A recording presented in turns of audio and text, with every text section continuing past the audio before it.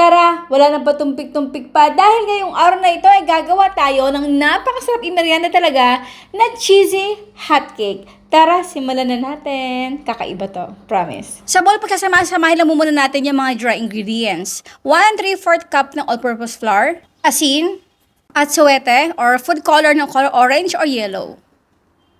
1/4 cup ng cornstarch, 1/3 cup ng powdered milk, 1 1/4 teaspoon ng baking powder, 1 teaspoon ng baking soda, half cup ng white sugar, at haluin lang muna natin ito. Maglalagay na ako dito ng itlog, 1/4 cup ng oil, at ng ating tubig. Sa tubig lang muna ay ilalagay natin ay 1 cup muna.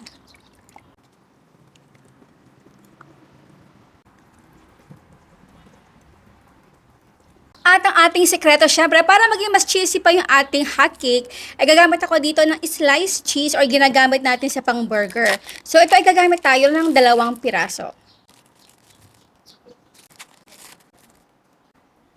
Ilalagay ko na rin dito yung ating natirang tubig na half cup. So, total, 1.5 cup of water.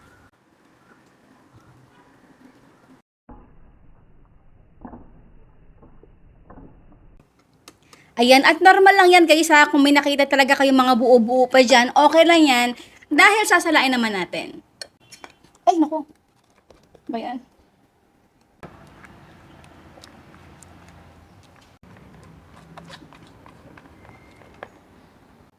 Haluin lang muna natin at pagpahingahin ito ng mga 15 to 20 minutes. At sa pagluto naman ito ay napakadali lang. Sa kawaling gagamitin natin, kailangan ay painitin mo muna natin ito na mga medium to medium low heat na talaga namang may coat ng konti or manipis na oil para mas maging smooth pa yung ating hotcake. Ganitong ka-smooth.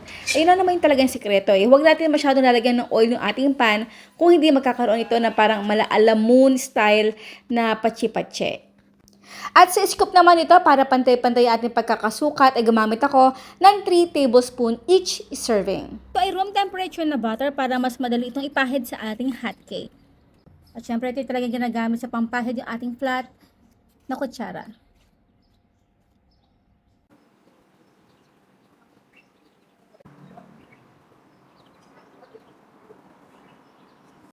At syempre, ang ating cheese.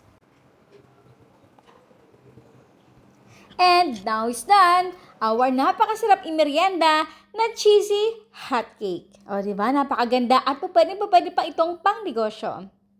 Aba, syempre, bago tayo magtikiman portion, ang tanong ni Mama Shirley, anong flavor ang ginawa natin dito sa ating napakasarap na hotcake? Ang inyong sagot, syempre, sa comment box section. Ba, syempre, kukunin natin itong nasa ibabaw. At syempre, hindi kompleto yung ating hotcake kapag walang evaporated milk. Damihan natin. Wow. Kain po tayo. Yung paborito.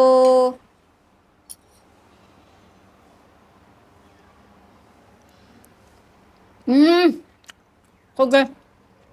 Grabe, sa sarap. Kahit walang asukal, pinakaibabaw. Tama-tama na yung timpla kasi na ating hotcake eh. Ang sarap.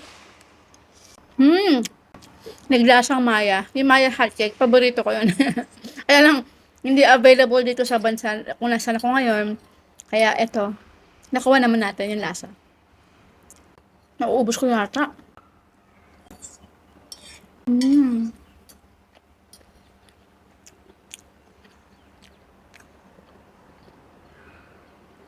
Grabe.